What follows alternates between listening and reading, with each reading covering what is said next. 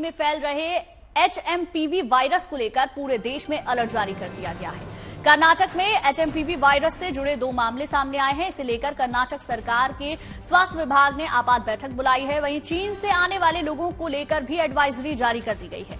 स्वास्थ्य मंत्रालय ने एक मॉनिटरिंग ग्रुप बनाया है जो चीन में HMPV वायरस के मामलों पर निगरानी रखेगा। भारत सरकार ने कुछ दिनों पहले ही बयान जारी कर बताया था कि चीन की स्थिति पर कड़ी नजर रखी जा रही है।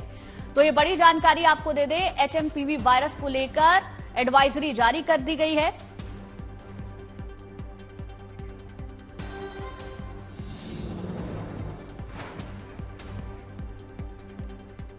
तो चीन के HMPV यानी ह्यूमन मेटानिमोवायरस के बढ़ते खतरों को देखते हुए भारत सरकार पूरी तरह अलर्ट हो गई है और इस वायरस से निपटने के लिए जहां अस्पतालों को पूरी तरह से तैयार रहने के निर्देश दिए गए हैं, तो वहीं दूसरी ओर लोगों को सावधान करने के लिए एडवाइजरी जारी कर दी गई है। तो आइए जानते हैं किस तरह इस बीमारी से खुद को बचाया जा सकता है और अगर आप इस इन्फेक्शन के शिकार हो जाएं तो क्या सावधानियां बरतें।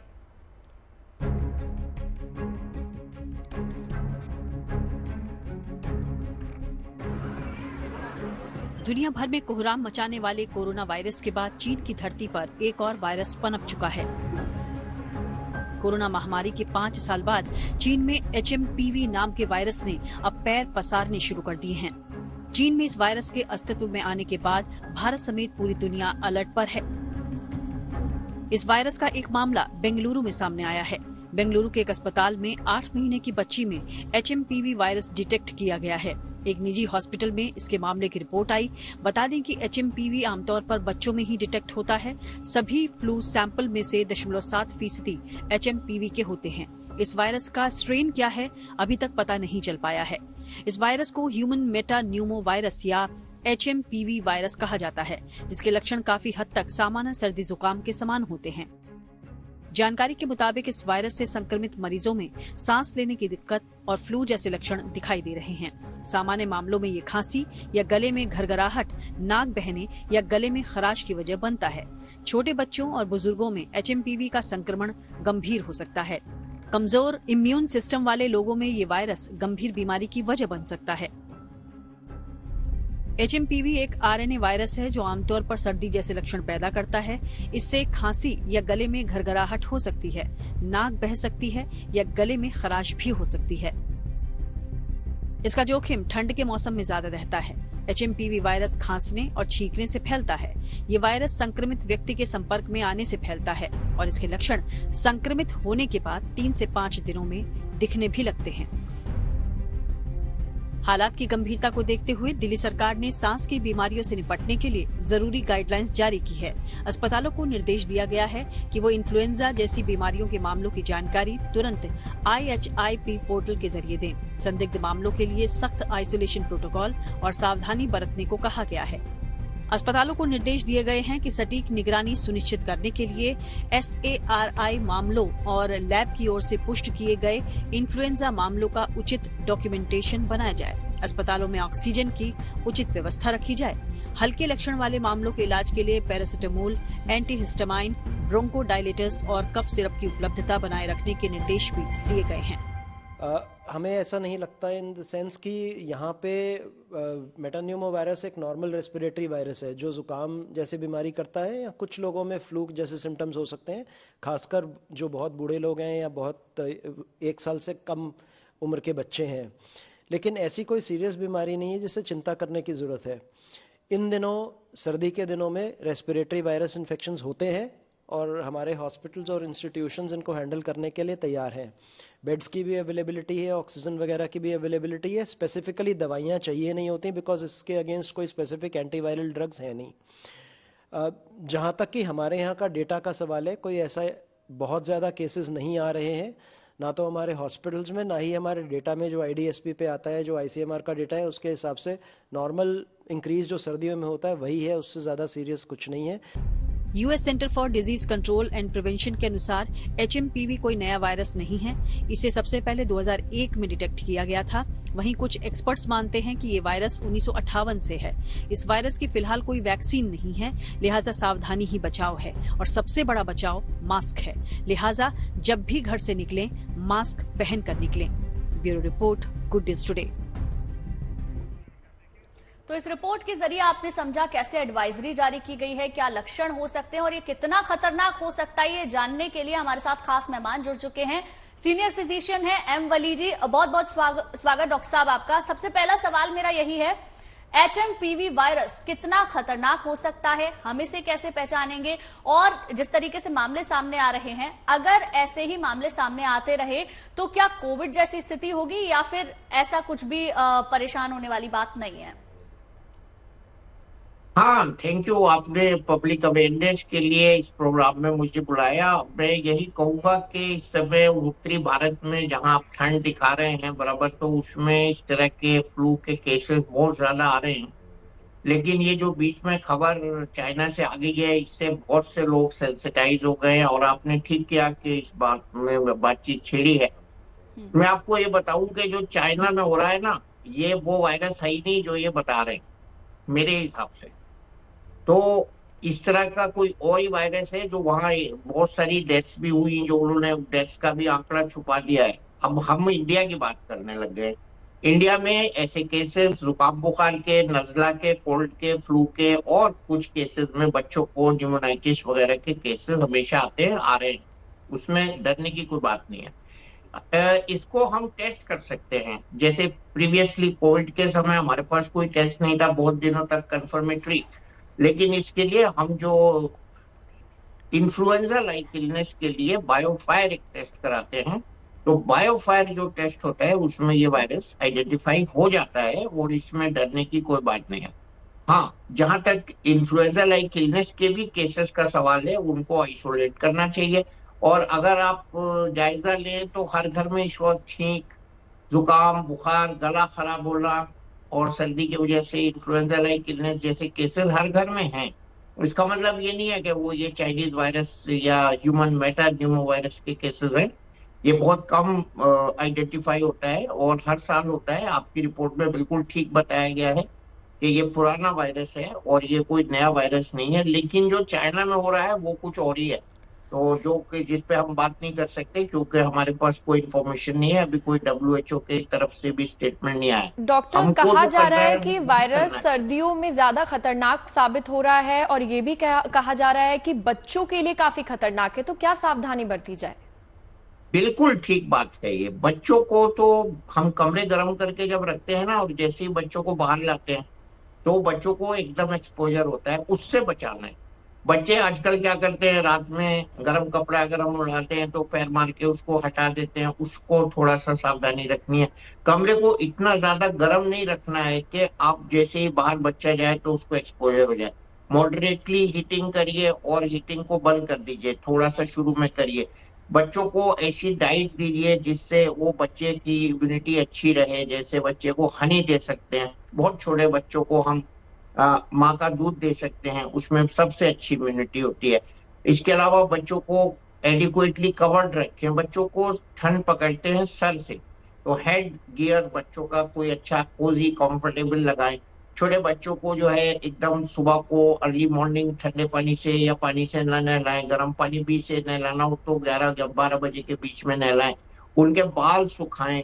बच्चों को एक्सपोजर होने से बचाना सबसे इम्पोर्टेंट है। और अगर बच्चा खांस रहा है, बच्चे की आंख लाल हो रही है, बच्चे की नाक से पानी आ रहा है, तो तुरंत डॉक्टर की सलाह लें।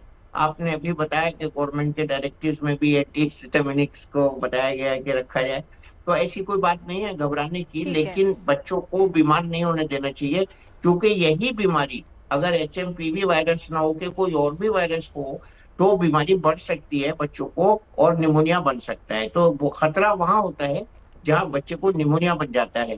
तो मेरे बगल में ही मेरे साथ बैठते हैं पीडियाट्रिशियन, उनका भी यही कहना है कि ये बीमारी हर साल आती है, हर साल देखने को मिलती है और इसमें कोई घबराने की बात नहीं है। माँ बाप को चाहिए कि बच्चों को एक्सपोजर से बचाएं और बच्चों पे ध्यान ये रखें कि जो थोड़े बड़े बच्चे हैं, कोल्ड ड्रिंक्स और जो लेमनेड्स हैं और जो घर में रोज बच्चों को आदत है ठंडे पे पीने की, उस सब से वो बचें। गला खराब होने से बचाएं। आइसक्रीम ना खाएं, ठंडी चीजें ना खाएं और गर्म पेय लें। जैसे आजकल नॉर्दर्न इंडिया में सर्दी पड़ रही है तो कहवा ले सकते हैं, बड़े लोग कहवा ले सकते हैं। और मैं अभी कई लोगों को बता चुका हूँ रात से कि अजवाइन और थोड़ा सा सिनेमन और एक स्लाइस ऑफ अदरक का पानी बना के उबाल के रख लें घर में और उसी को पूरे दिन पिए, तो ये बहुत अच्छा एंटी कोल्ड मेजर है। हनी का इस्तेमाल करें, ड्राई फ्रूट्स का इस्तेमाल करें और अपने को एक्सपोजर से बचाएं। आपने बहुत इंपॉर्टेंट इसमें मुद्दा छेड़ा है मास्क का। मास्क जो है सबसे बड़ा बैरियर है वायरल इलनेस से बचने के लिए, और मास्क से हम सभी वायरल इन्फेक्शन से बच सकते हैं।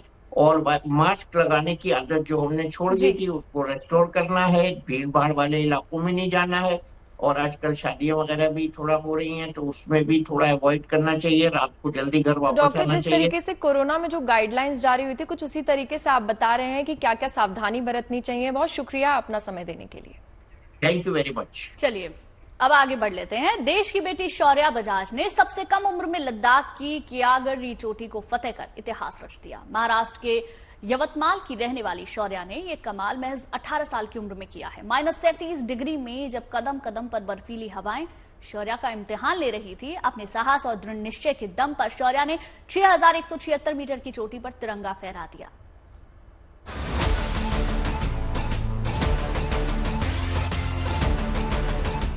लद्दाख की 6100 मीटर से ज्यादा ऊंची कियागर चोटी फतेह कर भारत की बेटी ने परचम लहरा दिया है।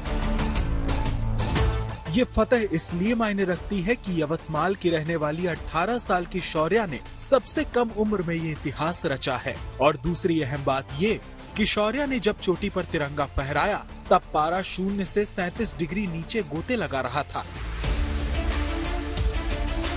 कियागर चोटी की कठिन और चुनौतीपूर्ण चढ़ाई के दौरान कुदरत जब कदम कदम पर इम्तिहान ले रही थी, बर्फ और धुंध की वजह से बार बार सफेद घना कोहरा छा रहा था। ऑक्सीजन का स्तर भी कम था, जिससे ऊपर चढ़ाई करना बेहद मुश्किल हो रहा था। शौर्या ने अपना साहस नहीं छोड़ा, दृढ़ निश्चय के साथ वो आगे बढ़ती रही और आखिरकार कियागर री की 16,176 मीटर ऊंची चोटी पर तिरंगा लहराकर भारत का नाम रोशन कर दिया। पहले तो जब हमने चालू किया तब पूरा जोश था, सब लोग एकदम ताकत में थे। एंड जैसे जैसे हम लोग ऊपर जा रहे थे तो वैसे वैसे हिम्मत कम हो रही थी, ताकत कम हो रही थी, पर हिम्मत उतनी बढ़ रही थी क्योंकि हम लोग ऊपर पहुंचते जा रहे थे तो लग रहा था कि हर एक कदम के साथ हम लोग जो समिट है उसके एक कदम और पास जा रहे हैं। तो आखिरी तक तो ताकत पूरी खत्म हो चुकी थी, पर जो खुशी थी वो सबसे ज्यादा थी। शौर्या ने इस चोटी पर जीत के लिए काफी पहले से तैयारी शुरू कर दी थी। शारीरिक रूप से खुद को फिट रखने के लिए रोजाना 10 से 15 किलोमीटर की दौड़ लगाया करती थी।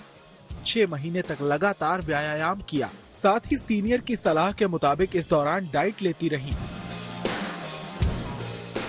31 दिसंबर को रात 8 बजे शौर्या ने माउंट कियागर री शिखर की चढ़ाई शुरू की।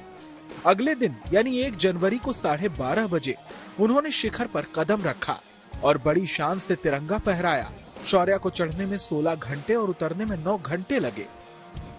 डर तो था क्योंकि हम लोग कहाँ पैर रख रहे हैं और कौन सा पत्थर ढीला है वो हमें इतना पता नहीं था, तो काफी सोच सोच के पैर रखना पड़ रहा था। एंड अंधेरे के लिए हम लोग हेड टॉर्च चालू करके चल रहे थे एंड बाकी तो खुद पर भरोसा करके कि हम लोग जहाँ पैर रख रहे हैं वो सही रहेगा।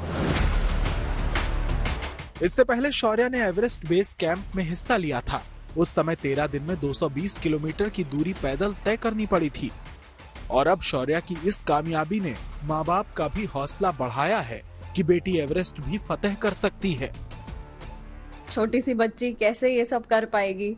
उसके बाद उसकी हिम्मत देख के हम खुद अचंभित रह गए कि उसने इतिहास रच दिया। सबसे छोटी 18 वर्ष की उम्र में इतनी ऊंचाई तक पहुंचने वाली सबसे छोटी बच्ची रही उस माउंटेन पर। तो उससे हम बहुत ज्यादा गौरवान्वित हुए और बहुत ज्यादा खुशी हुई। और सब लोगों ने इतनी बधाइयां दी हैं, हमें इतने विशेष दिए हैं कि अब आगे के लिए भी हम उसे ये प्रेरणा दे रहे हैं कि और भी ऊपर माउंट एवरेस्ट तक वो जा सकती है। शौर्या ने ये कमाल व्हाइट एक्सपीडिशन टीम के साथ जुड़कर किया है। देश के अलग अलग हिस्सों से इनमें 11 सदस्य शामिल थे। शौर्या इस टीम की सबसे छोटी सदस्य थी, साथ ही देश की अब तक की सबसे कम उम्र की पर्वतारोही हैं, जिसने कियागर चोटी पर पताका फहराई है। व्हाइट एक्सपीडिशन का मकसद पर्वतारोहण को बढ़ावा देना है ताकि देश दुनिया में लोग पर्वतारोहण में आगे आ सकें। मुंबई से अबिज करांदे के साथ bureau report, good news today. तो चलिए, शौर्या बजाज खुद अब हमारे साथ लाइव जुड़ चुकी हैं, उन्हीं से जानेंगे उनका पूरा एक्सपीरियंस कैसा रहा। शौर्या, सबसे पहले स्वागत आपको और कांग्रेचुलेशंस। Thank you. इतनी छोटी सी हैं आप, कैसे मिली प्रेरणा, कब लगा कि आपको जाना चाहिए, करना चाहिए, और क्यों आपने 1 तारीख को ही चुना? पहले तो मुझे लाइफ में हमेशा से कुछ ऐसा करना था जिससे मुझे लगे कि कुछ नया किया जा सकता है, और जो मैं हमेशा से करते आ रही हूँ वो उससे अलग है। और 1 तारीख क्योंकि नया साल मुझे एक खुद के नए अकम्पलिशमेंट के साथ चालू करना था, तो मैंने 1 तारीख चुना। शौर्या, इतनी छोटी सी उम्र में आपने इतिहास रच दिया है, अब आपका अगला टारगेट क्या होने वाला है? अगला टारगेट तो यही है कि मैं हर 8,000 7,000 मीटर चलूं और दुनिया की सारी ऊंची चोटियों पर मैं जाकर वहां का नजारा देखना चाहती हूँ। शौर्या, जो सवाल और वहां तिरंगा फहराना चाहती हूँ। आपसे पूछ रही हैं हमारी को एंकर, वो खुद भी बहुत छोटी सी उम्र में आपसे ये सवाल पूछ रही है, बट इट्स ओके। मुझे आप ये बताइए, इतना छोटी सी एज, इतना ऊपर जाना, इतना बड़ा विजन रखना और भी आगे के टारगेट्स रखना, कितना मुश्किल आपके लिए अब तक का सफर रहा है? तो जब मैंने चालू किया था तो पहले तो मुझे लगा था कि मैं 5,000 मीटर तक भी नहीं पहुंच पाऊंगी। तो वहां पहुंचने के बाद मुझे ये पता चला कि अगर मैं और मेहनत करूं तो मैं ऊपर की पीक्स भी कॉन्कर कर सकती हूँ। ये मैंने 2nd टाइम फिर से ट्राई किया था, क्योंकि जब इसके पहले मैं गई थी वो नॉर्मल सीजन था एंड तब मैं आधे से वापस आई थी। तब मुझे लगा कि अगर मैं ये नहीं कर पाई तो मैं आगे जो ऊपर की पीक्स का जो सपना देख रही हूँ वो भी नहीं हो पाएगा। तो मैंने फिर से, जो पिछली बार मैं लैग कर गई, वो मैंने फिर से वर्क किया। मैंने फिर से अपना पूरा फिटनेस मेंटेन किया, डाइट पूरा मैंने हाई प्रोटीन इंटेक पर ध्यान दिया, और 6 महीने की रिगरस प्रैक्टिस के बाद मैंने फिर से अटेम्प्ट किया। और इस बार मैंने विंटर में अटेम्प्ट किया जो उससे भी ज्यादा हार्ड था। तो 2nd टाइम अटेम्प्ट पर ये मुझसे पीक हुई जो मैंने विंटर में करा। तो ये बिल्कुल भी आसान नहीं था, और अगर मैं उस समय गिव अप कर देती तो मैं शायद विंटर में ये नहीं कर पाती। शौर्या, माँ बाप का कितना योगदान रहा आपके इन सपनों को पूरा करने में? ये पूरा उन्हीं का योगदान था, क्योंकि मेरे पापा भी काफी माउंटेनियरिंग में थे। तो उनकी एल्बम्स देख कर मुझे लगा कि ये चीज है जो मैं भी कर सकती हूँ, या ये चीज है जो लाइफ में मैं मिस कर जाती। तो उनके लिए बड़ा आसान है मुझे मना करना, पर वो हमेशा मुझे जाने देते हैं। उनके लिए मैं समझ नहीं सकती कितना हार्ड है मुझे वहां भेजना, पर उनका ही बड़ा योगदान है मुझे यहाँ भेजने के लिए। शौर्या, मुझे ये बताएं, आपने बताया 6 महीने की आपकी प्रैक्टिस, हाई प्रोटीन डाइट आपने ली, क्या शौर्या खाती थी? मतलब लोग जानना चाहेंगे, कितनी लड़कियां हैं जो आपसे इंस्पायर होंगी, क्या आपका रूटीन था, क्या आपकी डाइट थी, सब बताएं। तो सुबह उठते से ही मैं एक रनिंग और जिमिंग का एक बैलेंस रखती हूँ, क्योंकि स्ट्रेंथ, एंड्योरेंस, स्टैमिना, कार्डियो और वेट लिफ्टिंग, इसका एक बैलेंस होना चाहिए। तो सुबह उठ के मैं 10 से 15 मीटर के रन करती हूँ हफ्ते में कम से कम 4 बार, और फिर मैं उसको जिमिंग और योगा के साथ कंपाइल करती हूँ। और I am to take around 100 to 120 grams of protein every day. तो बिकॉज मैं वेजिटेरियन हूँ, मेरे लिए थोड़ा मुश्किल होता है पूरा प्रोटीन करना, पर I try to complete it जितना भी सोर्सेस से हो सकता है। अच्छा, अभी तक आपने जब इतना बड़ा मुकाम हासिल किया, किस किस ने बधाई दी, घर वालों के, रिश्तेदारों के क्या रिएक्शन थे, वो बताएं। तो पहले तो ऊपर पहुंचते से ही मेरे दिमाग में मम्मा पापा का चेहरा आया कि वो क्या सोच रहे होंगे, और जितना खुश मैं उतने खुश, उससे ज्यादा खुश है सब लोग। तो वो देखकर मुझे बड़ा अच्छा लगा, मुझे सभी लोगों ने बधाई दी है। शौर्या, कभी आपके जहन में ऐसा सवाल आया कि मैं कैसे कर पाऊंगी, अभी तो मेरी उम्र बस 18 साल है, हो पाएगा नहीं हो पाएगा? और अगर ऐसे सवाल आए तो आपने खुद को कैसे समझाया? ये सवाल पल पल आए जब मैं यहाँ से निकली, जब मैं अपना पैकिंग कर रही थी जाने के लिए, जब मैं चढ़ रही थी, हर वक्त ये सवाल आ रहा था कि क्या मैं कर पाऊंगी, क्योंकि हर एक कदम के साथ लग रहा था कि हम रुक जाते हैं, पर हर एक कदम था कि अब हम लोग समिट के एक कदम और पास आ गए हैं। तो ये सवाल जब तक मैं ऊपर तक नहीं पहुंची तब तक ये सवाल आ ही रहे थे, पर वही कि ऊपर पहुंच के जो खुशी मिलती है, जो तिरंगा फहराने का जो खुशी है, वो मुझे देखनी थी, इसलिए मैं बस यही सोच के ऊपर चढ़ती गई। बिल्कुल शौर्या, चलिए उम्मीद करते हैं आप ऐसे ही आगे बढ़ती रहेंगी, अपने माता पिता का, देश का नाम रोशन करती रहेंगी। बहुत बहुत शुभकामनाएं आपको। धन्यवाद। और चलिए अब वक्त है लंच टाइम स्पेशल का।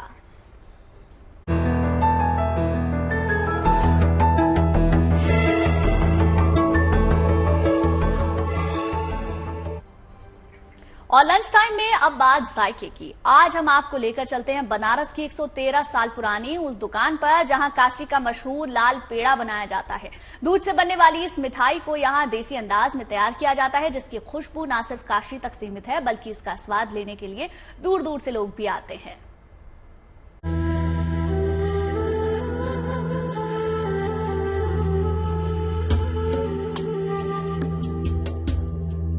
बनारस ये वो शहर है जहां आध्यात्म का वास है। ये वो शहर है जहां खुद भगवान शिव विराजमान हैं। गंगा घाटों से लेकर बनारस की तंग गलियों तक आस्था और भक्ति का अद्भुत संगम है। और ये काशी की पहचान भी है। न सिर्फ काशी का आध्यात्मिक और ऐतिहासिक महत्व है, बल्कि यहाँ का खान पान और देसी जायका भी दुनिया भर में अपनी पहचान बना चुका है। देसी जायके की खोज में आज हम बनारस की तंग गलियों से होते हुए यूपी कॉलेज के कैंपस में पहुंचे, जहां 113 साल पुराना राजश्री मिष्ठान भंडार मौजूद है। और इस शॉप पर बनारस की सबसे फेमस और लजीज मिठाई लाल पेड़ा मिलती है। हम आप पहुंचे हैं 113 साल पुराने उदय प्रताप कॉलेज के प्रसिद्ध लाल पेड़ा की दुकान में, और इसका नाम राजश्री मिष्ठान भंडार है, जिसकी स्थापना 1911 में हुई थी। इसके स्थापना कॉलेज के स्थापना से ठीक 2 साल बाद इसकी स्थापना हुई थी, और तब से लेकर लगातार आजादी के पहले से ये लाल पेड़ा खाया जाता है, बनाया जाता है। और देख सकते हैं इमारत भी बहुत पुरानी है। बनारसी लाल पेड़े के स्वाद की बात ही निराली है, और टेस्ट इसका खास हो भी क्यों ना। पहले तो दूध को खोया बनाने तक धीमी आंच पर पकाया जाता है, और फिर बीच बीच में उसमें देसी घी डाला जाता है, और फिर इसमें चीनी डालकर तब तक उबाला जाता है जब तक ये दानेदार सुनहरे रंग में तब्दील न हो जाए। और फिर इससे तैयार होती है बनारस की मशहूर मिठाई लाल पेड़ा। खोआ है, चीनी है, घी है। अब इसको भुना जाता है, जिससे थोड़ा बहुत लगन न लग जाएगा तो बेकार हो जाएगा। इसलिए एक लगातार हम लोग चलाते हैं इसको। नहीं, कुछ लोग सोचते हैं कि इसमें कलर मिलाते हैं, कलर कुछ नहीं मिलता है। यूपी कॉलेज के कैंपस में 1911 में ये मिठाई की दुकान छात्रों के लिए शुरू की गई थी, लेकिन यहाँ के लाल पेड़े के टेस्ट ने पूरी काशी को अपना मुरीद बना दिया। हम बम्बई से आए हैं और गोरेगांव में रहते हैं। सुना था कि यहाँ की मिठाई बहुत अच्छी होती है, तो लेने के लिए आए हैं यहाँ पे। ये मिठाई न सिर्फ बनारस आने वाले सैलानियों और श्रद्धालुओं को पसंद आती है, बल्कि देश की कई दिग्गज हस्तियों को भी लाल पेड़े का जायका पसंद आता है। पूर्व प्रधानमंत्री वीपी सिंह, चंद्रशेखर से लेकर मौजूदा प्रधानमंत्री मोदी तक लाल पेड़े के मुरीद रहे हैं। और सबसे खास बात ये है कि 1 किलो लाल पेड़े की कीमत सिर्फ 380 रुपए है। न केवल बनारस बल्कि पूरे देश और दुनिया में पसंद की जाती है, और इसको जीआई टैग भी मिला हुआ है, जीआई सर्टिफाइड भी है। जाहिर है बनारस के खान पान और देसी जायके की बात ही निराली है। बनारस की मिट्टी में ही वो खुशबू है। यहाँ जो भी देसी जायका बनता है वो खास हो जाता है। वाराणसी से रोशन जायसवाल के साथ bureau report, good news today. और चलिए अब बात कर लेते हैं आस्था के सबसे बड़े पर्व की, यानी कि महाकुंभ की, जिसके शुभारंभ में महज 6 दिनों का वक्त बचा हुआ है। संगम नगरी में महाकुंभ की भव्य छठा बिखरने लगी है। साधु संतों का जमघट महाकुंभ की नगरी में देखने को मिल रहा है। इन साधुओं के संगम में अनूठे संत भी मौजूद हैं, जिनका संसार बड़ा ही रोचक है, जो आस्था के इस संसार को बेहद आकर्षक बना रहा है।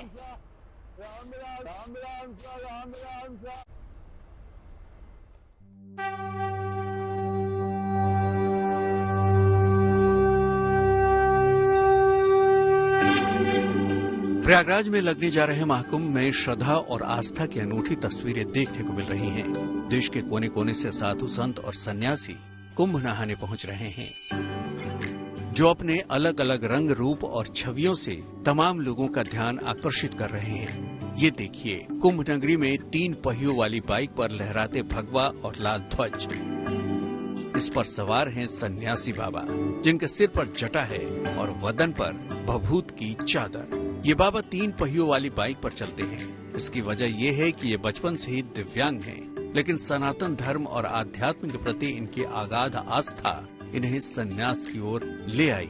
ये गुजरात से 14 दिनों का सफर करके प्रयागराज पहुँचे हैं ताकि महाकुंभ की धुनी रमा सके और अमृत स्नान का सौभाग्य हासिल कर सके। गुरु महाराज का नाम है इंद्रगिरी महाराज, दादा गुरु का नाम है नरेंद्र गिरी महाराज, सेक्रेटरी महाराज। और गुजरात में लिमड़ी और अहमदाबाद, राजकोट अहमदाबाद के बीच में मेरा आश्रम है लिमड़ी के पास, और वहाँ हम रहते हैं, आश्रम चला रहे हैं। और ये कुंभ मेला करने आए हैं, गुजरात से इधर कुंभ मेले में आए हैं, तो सभी साधु संतों का दर्शन और सनातन धर्म के लिए।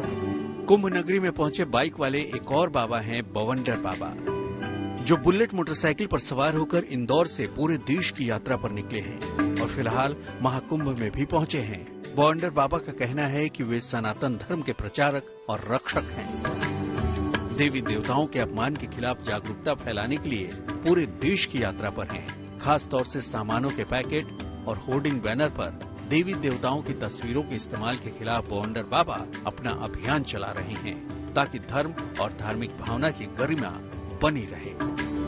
आज एक एग्जाम्पल के तौर पे मैं, जो भारत एक सर्वधर्म मान्य देश है, यहाँ हिंदू मुस्लिम सिख ईसाई सभी रहते। कोई भी सिख समुदाय का, सिख गुरुद्वारे का, वाहेगुरु का कई चित्र चिन्ह का अपमान कोई सरदार नहीं करता, ना होने देता है। कोई भी मुस्लिम कुरान का 786 का मक्के का चित्र का अपमान ना करता है, ना होने देता है। उन्हें पता है जड़ रहेगी तो पेड़ रहेगा। अगर हम ही हमारे मजहब और धर्म का अपमान करेंगे तो दूसरा तो करेगा ही करेगा। तो हम ना करें तो वो नहीं करते तो होने नहीं देते। तो हम हिंदुओं को भी शिक्षा लेनी चाहिए कि हम हमारे धर्म का अपमान न करें। बवंडर बाबा 3.5 साल से देश की यात्रा पर हैं और इन्होंने संकल्प लिया है कि जब तक देवी देवताओं के अपमान के खिलाफ जन जागरण अभियान अंजाम तक नहीं पहुंचता, तब तक ये दाढ़ी और सिर के बाल नहीं कटवाएंगे और जूते चप्पल भी नहीं पहनेंगे। तो मैं बाबा स्वरूप हो गया हूँ, लेकिन मैं एक प्रचारक और एक क्रांतिकारी हूँ सनातन धर्म। महाकुंभ में साधु सन्यासी और बाबाओं का महाजुटान लगा है, तो यहाँ पर भगवान की धुन में रमे कुछ गृहस्थों की भी अनूठी धार्मिक भावना के दीदार हो रहे हैं। हाथों में खड़ताल लिए राजस्थान के 77 साल के रामदीन जाट कुंभ नगरी में घूमते हुए निरंतर एक ही मंत्र का जाप कर रहे हैं। रामदीन जाट 2001 से लगातार हर साल संगम तट पर लगने वाले माघ मेले और सभी कुंभ मेलों में आ रहे हैं। कुंभ नगरी में गूंजते इनकी रामधुन हर कोई पहचानता है। रामदीन कल्पवास नहीं करते, बल्कि किसी कल्पवासी से कम भी नहीं है, क्योंकि उनकी हर तरह हर साल प्रयागराज में लगने वाले मेले में आने का इनका सिलसिला अब तक टूटा नहीं है। पूरी मेला नगरी के कोने कोने में घूमते हुए रामदीन राम के नाम का जाप करते रहते हैं। भावना भगवान की भक्ति की भावना है तो भगवान को भजन करो, आप प्रेम भाव, शास्त्र का ये नियम है, निस्वार्थ भाव, भगवान को भजन करो। करता बताता हूँ, ये बहुत महासी राम नाम से करता हूँ। सभी जहाँ कुंभ होता है ना, उज्जैन है, नासिक है, हरिद्वार है, सब जगह जाता हूँ। महाकुंभ हो, कुंभ हो, सब जगह जाता हूँ। हर साल भगवान को भजन करता हूँ। मेरा नाम तो रामदीन है, राम राम से नाम से मेरे को जानते हैं। राम राम से आ गया, राम राम से चला गया। इनका एक अलग ही कल्पवास है। जैसे कुंभ मेले में कल्पवासी अपना सीक्वेंस नहीं टूटते, चाहे वो माघ हो, चाहे वो कुंभ हो, चाहे वो अर्ध कुंभ हो, उसमें उनका आने का सिलसिला नहीं टूटता। वैसे ही रामदीन है, जिनका सीक्वेंस भी इसी तरह ही है। कल्पवासियों की तरह इनका भी कल्पवास बिल्कुल राम नाम को लेकर, और हर बार राम नाम सा का जप लेकर कुंभ में आते हैं और भगवान राम की धुन को लेकर पूरे मेले में घूमते, और ये कहते हैं राम नाम में जो बात है वो किसी में नहीं है। ये पैसे से किसान है, लेकिन ये कहते हैं खेती राम नाम की करनी चाहिए। राम नाम करने से बहुत सारे जो कष्ट होते हैं वो भी दूर होते हैं। प्रयागराज में महाकुंभ का महामेला करीब 50 दिनों तक चलेगा। तब तक यहाँ ऐसे तमाम निराले श्रद्धालु और बाबा संगम में डुबकी लगाने के लिए नजर आते रहेंगे, जो धर्म और भगवान के प्रति अटूट आस्था का संदेश देंगे। प्रयागराज से आनंद राज के साथ bureau report, good news today.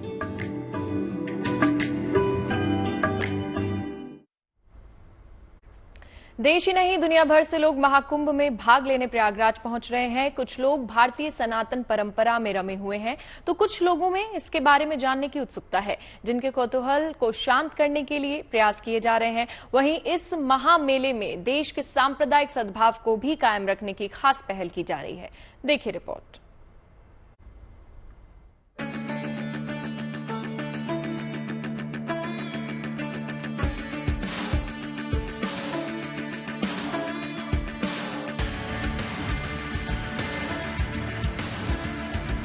Prayagraj में लग रहे महाकुंभ की गूंज देश ही नहीं दुनिया भर में सुनाई दे रही है। दुनिया के सबसे विशाल धार्मिक आयोजन में देश ही नहीं विदेशों के भी ऐसे लोग शामिल हो रहे हैं जिनकी आस्था सनातन धर्म में है और जिनकी उत्सुकता भारतीय सभ्यता, संस्कृति और परंपराओं में है। ऐसी ही शख्सियतों में से एक है एंजेला, जो इटली से स्पेन होते हुए भारत आई हैं और सनातन की होकर रह गई हैं। अटल अखाड़े से जुड़ी हुई एंजेला महाकुंभ में भाग लेने प्रयागराज पहुंची हैं और दुनिया के लोगों को इस पावन अवसर का साक्षी बनने का संदेश दे रही हैं। अभी ये तो परिवार का मेला है, परिवार के भगवान का मेला है, सो इसलिए तो खुशी वाला है। It's a good energy. आ जाओ, प्रेम से आओ and take it easy. It's a good festival. It's a Prem festival. It's a love festival. भारतीय सनातन धार्मिक परंपरा दुनिया भर के लोगों को पहले से आकर्षित करती रही है। यही वजह है कि इस बार प्रयागराज में महाकुंभ लग रहा है तो कई देशों के सैलानी इसमें शामिल होने पहुंचे हैं, ताकि न केवल इस महाआयोजन के साक्षी बन सके बल्कि सनातन धर्म के बारे में जानकारी भी हासिल कर सके।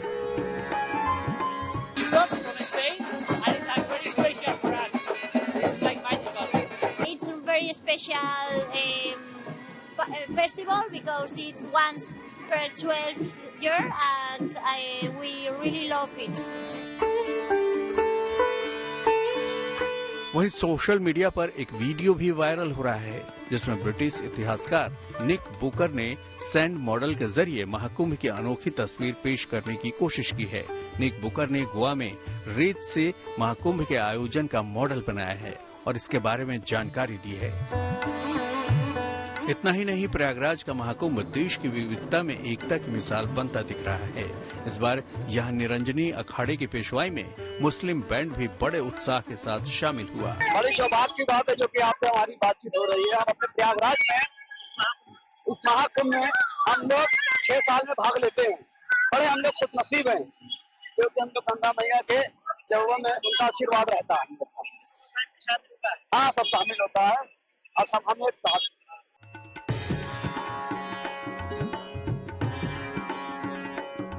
अखिल भारतीय अखाड़ा परिषद के अध्यक्ष महंत रविंद्र पुरी महाराज ने साफ किया कि मुस्लिम समुदाय के लोगों से साधु संतों का कोई विरोध नहीं है।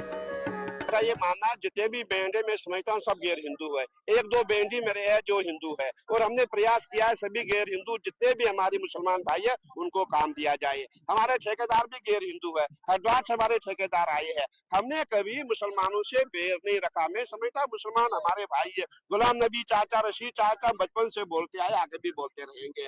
जो बीच में जो ये व्यक्ति है जो हमारे बीच में विवाद डालना चाहे वो कट्टरपंथी लोग है। वो कट्टरपंथी हमें आपस में हिंदू मुस्लिम का जो विरोध कराते हैं, हमें उनसे बचना है। महाकुंभ के पावन अवसर पर विभिन्न समुदायों के बीच आपसी विश्वास और भरोसा कायम करने की पहल शानदार है। उम्मीद है इससे देश में सांप्रदायिक सद्भाव को और बढ़ावा मिलेगा। प्रयागराज से पंकज श्रीवास्तव के साथ bureau report, good news today.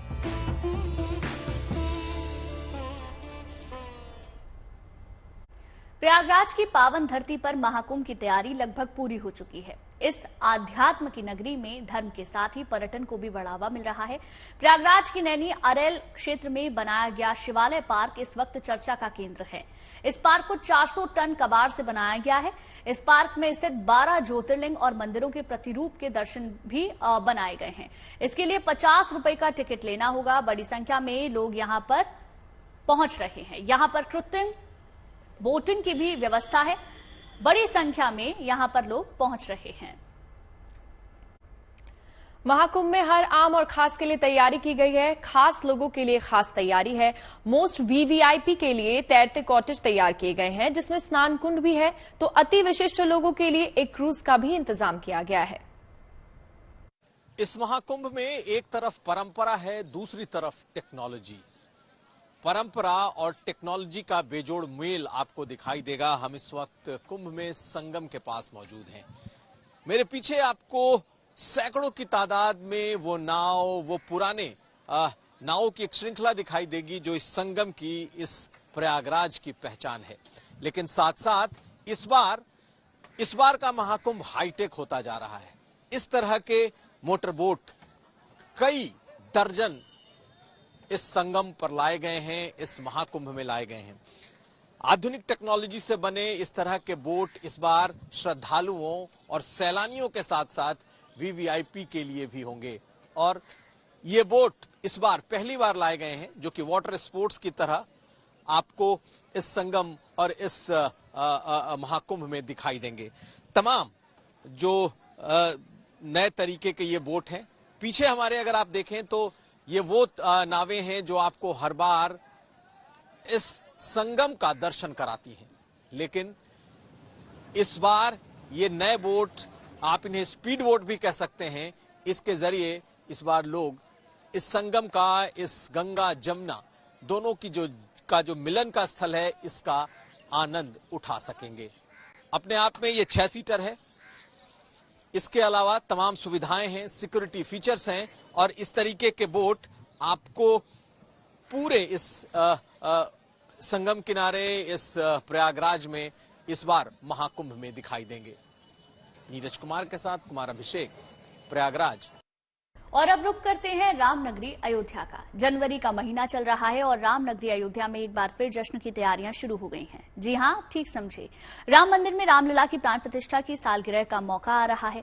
Awadhpuri में 1 साल पहले 22 जनवरी के दिन रामलला की प्राण प्रतिष्ठा हुई थी, लेकिन वर्षगांठ इस साल 11 जनवरी को मनाई जा रही है, जिसमें सीएम योगी आदित्यनाथ मुख्य अतिथि होंगे।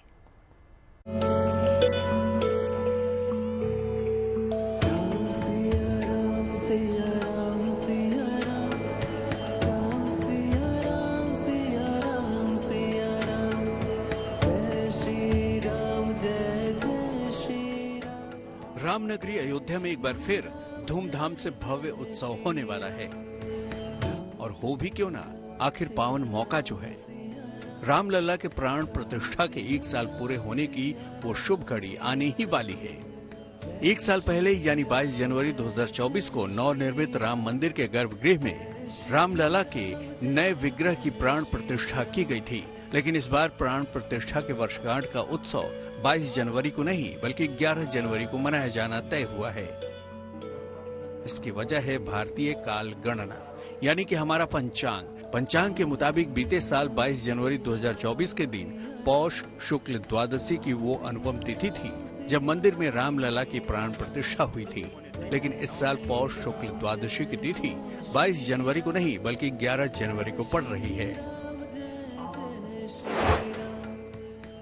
लिहाजा प्राण प्रतिष्ठा का 1 साल पूरा होने पर अवधपुरी में पौष शुक्ल द्वादशी को प्रतिष्ठा द्वादशी उत्सव मनाया जाएगा। ये उत्सव 11 जनवरी से शुरू होकर 13 जनवरी तक चलेगा। मंदिर ट्रस्ट की ओर से देश विदेश के साधु संतों को आमंत्रित किया जा रहा है। समारोह में मुख्य अतिथि के रूप में यूपी सीएम योगी आदित्यनाथ को न्योता भेजा गया है, जिसे उन्होंने स्वीकार कर लिया है। 11 जनवरी को सुबह 10 बजे सीएम योगी आदित्यनाथ रामलला का अभिषेक और पूजन अर्चन करेंगे। इस दौरान अयोध्या में रामलीला मंचन सहित कई धार्मिक और सांस्कृतिक कार्यक्रम भी होंगे। 3 दिनों तक चलने वाले समारोह को लेकर मंदिर ट्रस्ट की ओर से तमाम इंतजाम किए जा रहे हैं। वे लोग जो बीते साल प्राण प्रतिष्ठा समारोह में शामिल नहीं हो पाए थे, उन्हें भी निमंत्रण भेजा जा रहा है। अयोध्या के आसपास का समाज, हम उनको 22 तारीख को नहीं बुला सके। ऐसे समस्त संतों की, गृहस्थों की के नाम लिखे जा रहे हैं। सारे देश से लगभग 70 संत महात्मा हमने सूची बनाई है। प्राण प्रतिष्ठा की वर्षगांठ के मौके पर अयोध्या में एक बार फिर आस्था का ज्वार उमड़ेगा। भजन कीर्तन करते साधु संतों के साथ आम श्रद्धालु रामलला का गुणगान करते नजर आएंगे। मंदिर प्रांगण में पूरे 3 दिनों तक बधाई गान की तैयारी है। राम नाम की धुन में रमने वाले भक्तों के लिए ये किसी सुनहरे अवसर से कम नहीं है। Banbir Singh, Ayodhya, good news today.